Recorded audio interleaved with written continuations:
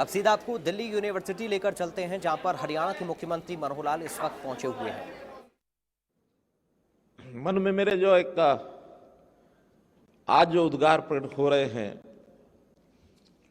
वास्तव में जो अपनेपन का जो भाव यहां विश्वविद्यालय में आने के बाद स्वाभाविक रूप से भी हो रहा था, लेकिन जिस प्रकार का वर्णन किया गया है उसमें वास्तव में मुझे वो पुराने दिन जो याद आए हैं।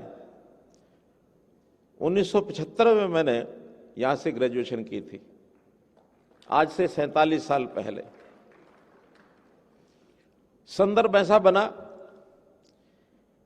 कि मैं अपने बचपन के प्राइमरी स्कूल में भी गया हूं, मैं अपने हाई स्कूल में भी गया हूं, रोहतक जिले के दोनों गांव हैं, और मैंने कॉलेज की प्रारंभिक पढ़ाई पंडित नेकराम शर्मा गवर्नमेंट कॉलेज रोहतक से की, वहां भी मैं गया हूं।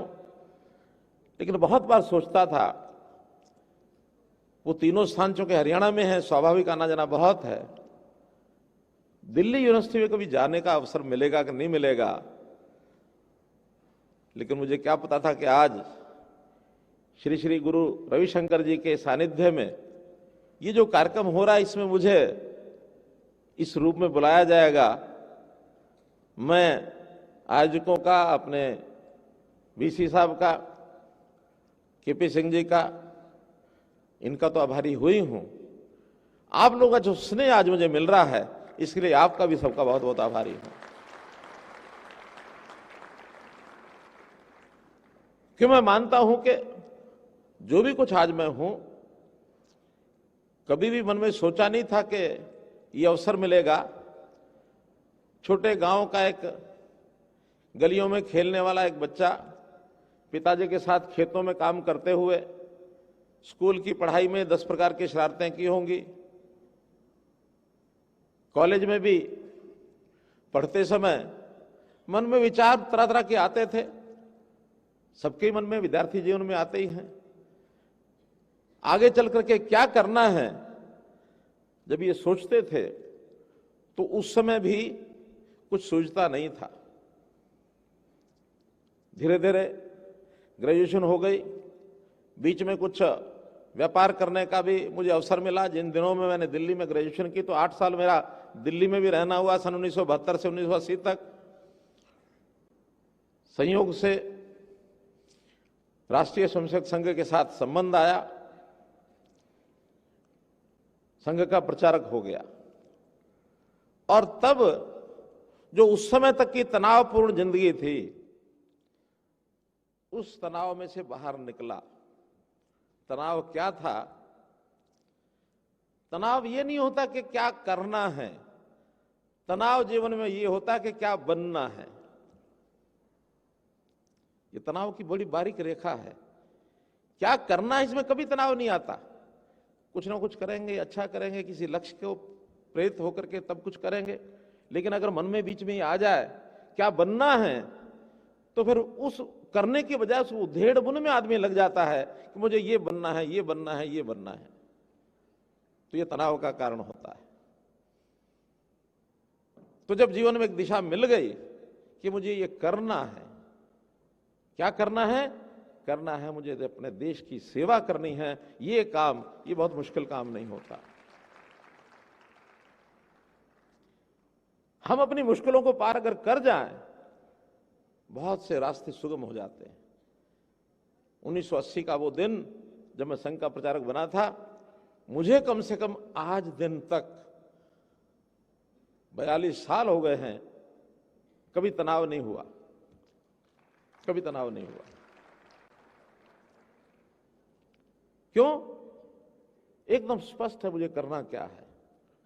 उधेड़बुन तब शुरू होती है जब मुझे डॉक्टर बनना है, मुझे इंजीनियर बनना है, मुझे सॉफ्टवेयर इंजीनियर जाना है, मुझे प्रोफेसर बनना है, और उसके लिए उधेड़बुन में काम करने के बजाय बनने की तरफ दौड़ पड़ते हैं।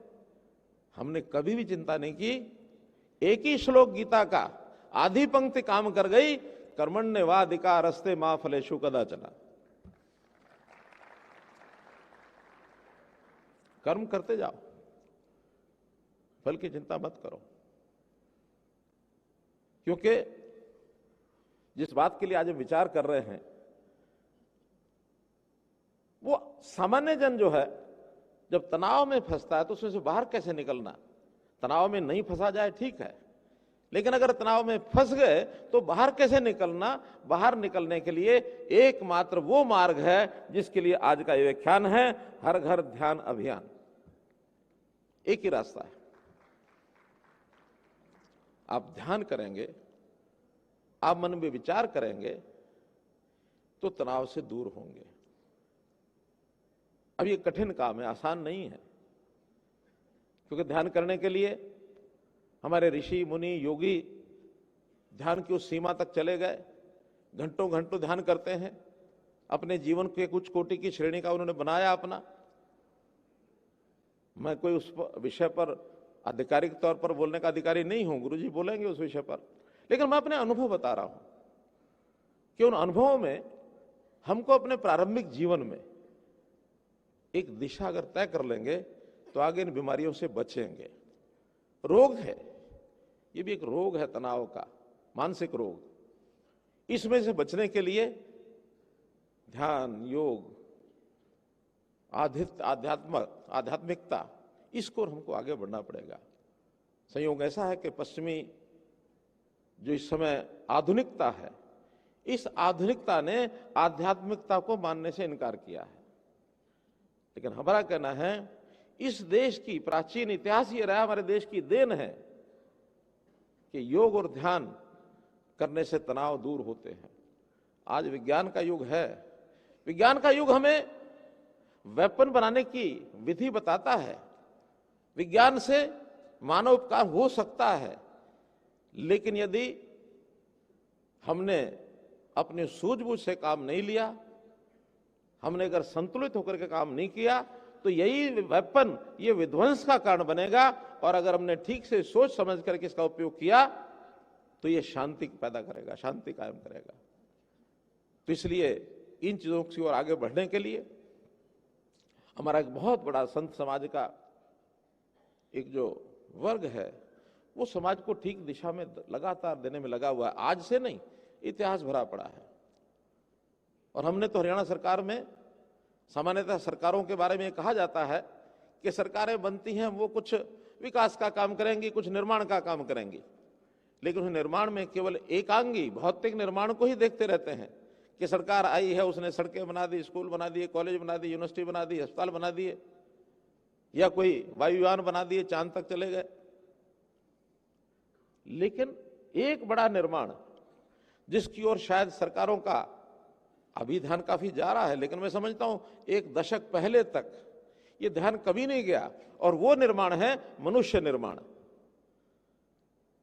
मनुष्य निर्माण ये भी एक निर्माण है। इस मनुष्य निर्माण के संस्कार कैसे दिए जाएं, शिक्षा में नैतिकता का पुट कैसे डाला जाए, इतिहास की वो अच्छी बातें कैसे पढ़ाई जाए, और उन संतों महापुरुषों के प्रति सम्मान का, आदर का भाव रख करके हम अपने पाठ्यक्रमों में कुछ जोड़ सकते हैं क्या। लेकिन ये जो आधुनिकता वाले जो लोग हैं ये कहते हैं ये तो सब बेकार है। हमने कुछ करना शुरू किया है। संयोग से ये श्रीमद् भागवत गीता का ग्रंथ, जिसका अभी अभी वाइस चांसलर साहब ने हमको सम्मानित भी किया, गुरुजी को सम्मानित किया, ये गीता ग्रंथ अपने आप में अगर देखते हैं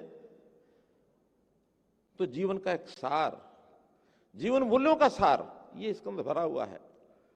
और इतिहास जानते हैं कि भगवान कृष्ण ने युद्ध के मैदान में अर्जुन को ये गीता का संदेश दिया। युद्ध चल रहा है, युद्ध की तैयारी हो रही है और गीता का पाठ पढ़ाया जा रहा है। और वो गीता आज मैं कह सकता हूं कि पूरे दुनिया के लिए सार्थक है। जो संदेश आज से 5000 साल पहले हमें यहां बताया गया, आज दुनिया इस अशांति के माहौल में उधर आगे बढ़ रही है। भारतवर्ष से कुछ प्राप्त करो, भारत शांति का रास्ता बता सकता है। और मेरा तो सौभाग्य, हम हरियाणा के लोगों का सौभाग्य तो मानता हूं कि गीता का संदेश उस हरियाणा की धरती पर थानेश्वर कुरुक्षेत्र में दिया गया।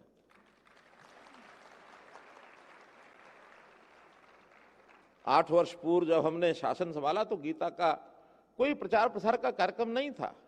छोटा सा एक कार्यक्रम कुरुक्षेत्र में गीता जयंती के दिन कर दिया जाता था। हमने कहा नहीं, इसका प्रसार विचार प्रसार करना चाहिए। हमने पूरे हरियाणा में गांव-गांव में जिला केंद्रों पर सब जगह गीता जयंती के कहीं 2 दिन के, 3 दिन के, 5 दिन के, 7 दिन के कार्यक्रम, कुरुक्षेत्र में तो 18 दिन का कार्यक्रम होता है गीता जयंती का। और फिर उसको अंतर्राष्ट्रीय स्वरूप देने के लिए दुनिया के देशों को बुलाना शुरू किया।